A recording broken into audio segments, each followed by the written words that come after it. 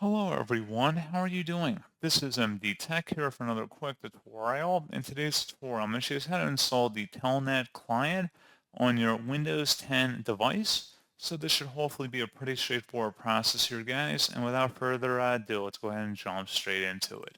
So all you have to do is open up the search menu, search for Turn Windows.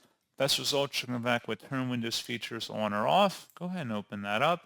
And then you want to go down and select where it says Telnet Client. Go ahead and check mark inside of there and select OK. And then allow it to install.